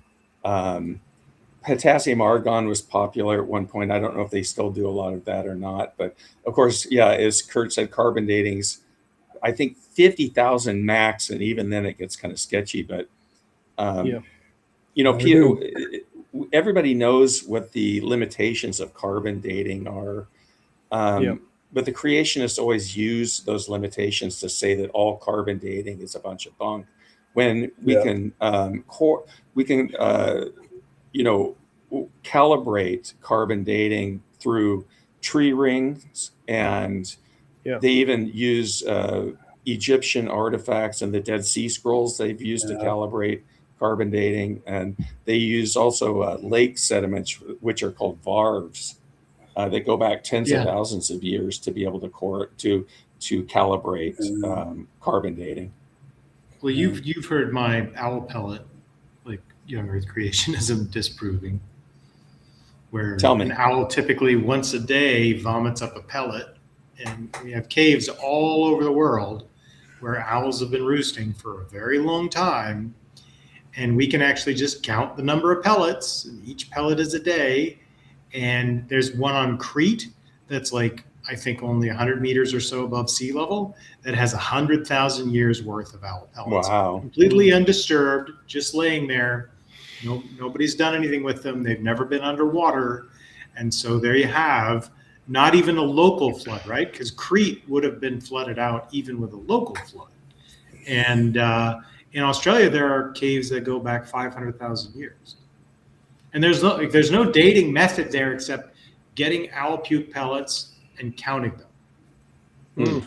Yeah, but I think you'll find Titus 2 or 1, I can't remember, I think it's Titus 1, says you can't trust Cretans. Yeah, that's true. Cretans are all liars, but their owls vomit equally. Well, they're Cretan owls. They're Cretan owls, though, so they've probably been growing up. You get your screech owls on this side, and you get your screet owls on that side. All right, there we go. Yeah, I mean, but keep in mind now, if what you say is true in this evolution thing, we don't know that the proto owls didn't vomit up 3 to 5 pellets a day. You're assuming uniformity. You're assuming that the owls didn't eat uniformity pellets back in the day. Maybe during the flood, the owls were full of pellets. Yes. Yeah. Oh my. Okay. Have you ever debated Nephilim free, Big Bad Mama? No, when I came on the scene, he was kind of at the end of his. I don't see him around too much anymore. He's around occasionally. If I ever see him, I will let you know where he is. Okay. I'd love to go. I'd love to hear you go into geological column stuff with him. That's one of his specialties. Okay, yeah, that would be interesting. Yeah. I've seen him debate on modern day debate. Okay. Yeah. Well, you know how stupid Yeah. he is. So. Yeah. You got discrete owl and datcrete owl over there. There's some pictures that I've seen regularly put up by young Earth creationists that have some kind of tree-like structure that is going through, it appears, multiple different sediment layers. Are you familiar? Polystrata trees. Polystrata Oh, yeah. trees. Okay. 100%. They do happen. Only happen if God exists. What's going on with these, and why are they penetrating the sediment layers? So the way I understand it is you're talking about areas like floodplains where you get pretty rapid amounts of sedimentation on an annual basis. So you have a tree that grows, sediment from a flood will, an annual flood will come around the trunk. The tree will grow up through that layer. The next year, more sediment will be laid down there. The tree will grow up again. And the creationists want us to, they misrepresent us saying that those layers took millions of years, which they didn't. Nobody says that. No geologist says that. So I think it's just very high levels of sedimentation followed by levels where or times when there wasn't sedimentation that the tree could grow then. Okay, But so I these think- aren't. and so it looks like it's growing through several layers. Yeah, I'm familiar with that, but I think there's also a different mechanism where there will be a fossilized tree that acts as a single unit because it's a fossilized tree, and there will be churn within the geological layers, like they'll fold or bend, and so the rock that's the tree's fossil will Yeah. go across several layers because it's holding on to its integrity. Yeah. Because it's petrified. Yes. Right. Well, that's interesting. But the ones you were talking about a moment ago, Big Bad Mama, it was the sediment layers are not representing as much time in these, right? Right. They're okay. Well, that makes There's sense. annual flooding. There's spring flooding that happens in all over the globe, and it's bringing out a lot of sediment into certain areas. And then, of course, it's seasonal, and so you have the tree will grow up through that layer, and you can tell it hasn't been transported from another location because a lot of them have fine roots and rootlets that have been preserved too. So Yeah, you know in a river, it lived at river that same. delta. Right. And we see these in deltaic systems like in the Mississippi River Delta that are forming now. So it's not something we even need to look back and figure out how it happened. It's happening now, in, as Kurt said, in the delta system. Yeah, that was the impression I got whenever I heard creationists talk about this, is they were completely misrepresenting the data. Like Yes. they were propagandizing. I know, shock. Everybody's shocked by that, but they were just taking this basic thing and completely reinterpreting it. It was like a full propaganda redone. Like it was just, it never convinced me. It's like, dude, I don't think Yeah, I know what you're talking about. So, Also, the diversity amongst geology is absolutely huge, right? These environments cause all sorts of different kinds of effects to happen. I'm reminded of Krakatoa, right? That was an ancient volcano that went off, and there are parts of India which have one layer of deposits 20 meters thick. So you can find loads of these things in there because they literally just covered the entire Earth, and everything buried in that layer has been preserved through. You can the find ash that inside. you can find those big eruptions in ice cores too. So that's a way to calibrate the ice cores to make sure you're on track. Is these huge volcanic eruptions will be seen in the ice core layers. What's the primary chemical they're looking for in it? Do you know? Or what's identified? Is this sulfur or something? Well, it would be ash. It would be volcanic ash. Okay. The thing that drives me nuts is that so the YEC has to discredit the geologic column, but the geologic column is obviously real, right? So they use Clark's ecological zonation theory. But the problem with ecological zonation, and this has always been the problem with it, is that individuals within a given species have variable ability to move. So, and so what you should see, if the flood is true and the ecological zonation theory is true, is you should see young, the old, and the sick in the lowest fossil layers, and the healthiest ones in the top fossil layers, just like happens with predators, right? But no, that's exactly the opposite of what we see. What we see is exactly random and exactly what you'd expect if there is no such thing as ecological zonation. So to me, like, a guy like what's his name, Marcus Ross or whatever, he's a freaking paleontologist with a PhD, which is again proof that like credentialism is a waste of time. This guy has a PhD in paleontology and he thinks Adam was real. Like I don't know how he could possibly process that ecological zonation makes any sense, but that's got to be what he thinks, right? Yeah. That is the power of indoctrination, my friend. The very power of getting it is indoctrination has that kind of power. You would be perfectly right not to watch this Ortland Marcus Ross conversation, but if you would like to see two crazy people talking to one another, one, oh, I'm sure. What crazy. channel? I get crazy. It's Gavin Ortland's channel. He has an interview for like an hour and a half with Marcus Ross. Okay, I'm interested in that for sure. The guy says, I did research on the historical atom for a paper that I was writing. And I'm thinking, oh, this will be an interesting thing. And he goes, and at the end of my research, I was absolutely convinced that the Bible says there was a historical atom. Which I'm like, yeah.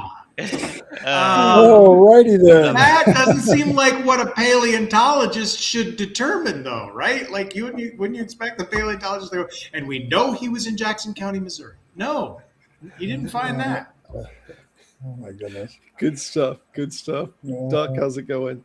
While we got a moment of quietness here, I wanted to give a shout out to Phyllis Ober. Phyllis Ober has regularly been promoting my channel, and every time I'm over there, every time I even pop in, he says go check him out, and he's actually helped me get a few subscribers. So appreciate it. Yeah, he does a lot of great live streams, right? Yeah, I've been over there a few times. Islam the other week that I was watching a lot of his shows. Yeah, for sure. Check him out. We're getting towards the end of it. We got about 10 more minutes on it. Anything else that y'all wanted to talk about on this subject? Or are we about beating this horse to death? Did we talk about how the ammonia would kill Noah? No. That's been brought up on this channel before. What's her name? Actually, not too long ago, Godless Granny brought up the ammonia thing. That her kid brought it up to her. If y'all don't know what he's referring to, he's talking about all of the feces that's being produced on Noah's Ark. Oh, the amount of ammonia that would be going on inside of there, especially when we get the depiction inside of the text. One window. One window. I thought it was all the heat problems that you have with this. You know how heat too. But they wouldn't survive long enough to have that be a problem, because the ammonia is, all the calculations I've seen, the ammonia concentration would be high enough within 12 to 16 hours that all living beings would have died. Yeah. All of them. Like, just think about, even termite mounds have this huge problem of what to do with like the gaseous waste just from the termites. And they have all these complicated ventilation systems and stuff that they have to do to get it to work right. And Noah's Ark had none of that. Plus, where were the termites? That's the other question. I have heard a creationist try to get around this, that the window was like a row of windows all the way around the top of the ark. Like it was. That's what window. They did on one of the rebuilds. Is that Ken Hams does that, or one of them does that with one of them does that? Window? Like the reason it's one window, but it's all the way around the edge of the ark. It's just one window, though. Of course, because one couldn't possibly mean one. Because you know what one window that goes all around the boat is a split boat. Right, exactly. Yeah.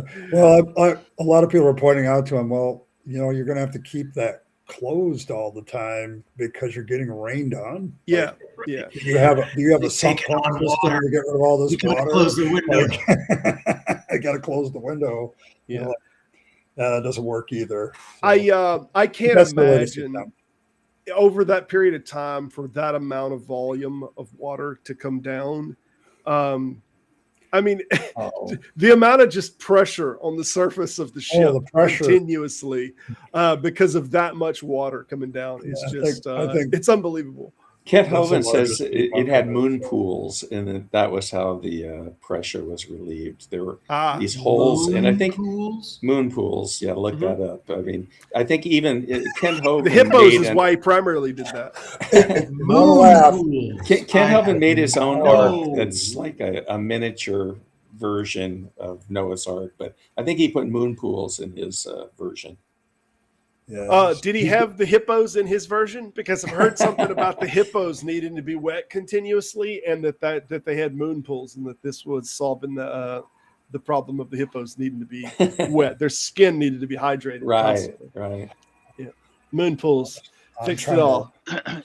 When I did a hangout on the flood, and my conclusion was the only thing the flood story proves is God is fucking lazy. Oh, absolutely. I agree with that. Yeah. I mean, getting Noah to do all this work, right? Yeah. Just so he doesn't have to do it himself, right? Yeah. Because he could have easily just killed all the animals and then recreated them, no problem. Like just by a word. But no, he's got to try and save all the animals. It's so much worse than that, Nova. Simos. It's Of a course. bad story. Of course. He It's a could have bad just killed story. everybody and then Exactly. He could recreated have just Noah. waved his hand and never even made a flood. Just Yeah, waved yeah. his Yeah, hand and he didn't need everybody a with flood. them He die. could have just killed everybody, including Noah, and instead- just don't worry, dude. I'm going to resurrect you. No fucking Instead, problem. he premeditates this thing for 100 years and has an accomplice build a boat for him so he can kill everybody. I mean, It's like, come on, man. lazy. Aren't you the same guy who like made the sun and moon? Why is this a problem? Like, Yeah. why do you? So I think the story, the more that you begin to evaluate it, the more every different profession you get their attention. Like I can't imagine boat builders and stuff whenever they heard moon pools, right? Boat builders are like, Okay, what? I just had to look up moon pools, and oh my god! So the huge problem is that the moon pool We're is so taking sorry, space from the animals. It's What? like it's removing. If the moon pool would remove all kinds of space the animals need, it would Right. make the ammonia That's problem true. worse. That's true. and then you get. How do you keep that moon pool filtered? How do you? I mean, it's just Yeah. It's just oh my god. Soviet submarines had a moon pool. Everybody knows that. Yeah, I Well, mean, that's a great look, impression. Well done. Pretty good, Kurt. Kurt. I don't think you guys are Thank you. I don't think you guys are thinking logically about this, right? Because he could have put the moon pools on the top, right, and then just had holes on the Brilliant. side to drain Brilliant. it, and the rain This is just why kept we Which is have the filling it up. dumbest theory in the world, but moon pools are really Why didn't I smart. think of that, Simos? Well, it takes a special kind of person to It does think take something that stupid. I'll grant you that. It takes a special kind of person. It's a special kind of person, all right. Oh my goodness. Well said. Yeah, well, between the ammonia, between the wind window, between the moon pools, And the I didn't gopher know wood. the drogue It's not- stones Gopher yet. wood. but, It's that's not- okay. Oh, the Oh, drogues. Yeah, that is. yeah, whenever I Yeah, first gopher read woods. gopher wood, and I was trying to figure out what gopher wood was, and everything suggests It's a mistranslation. It's go for wood. right. Go Yeah. get wood. Kept Right. going for wood. Yeah. That's another right. fucking point. Why did he do it? Why didn't Noah just move to a forest? Right. I mean, how fucking stupid is it to like build a boat? Well, that's why it took him size? 100 years. Yeah, well, Well, there you go. Well, it's like Paul Bunyan logging off North and South Dakota. Like that's what happened to all this desert area. They lost all their trees because of the ark. Like Yeah. I can already see the story. Good being point. made Oh, already. really? Okay. Have Nothing to do with the desalination of the area like that had been No, lived in no. 4,000 Noah's years prior to Noah's Noah's Ark, Ark, you know. Simons. Noah's Ark answers everything, Simons. Yeah. all right. I see. Well, we are going to do a wrap up. We're fixing to be towards the end of this, and I'm going to let each of y'all introduce Yeah, yourself. I and knew what y'all as do. soon as I showed up, you'd run, Robert. Well, you know me.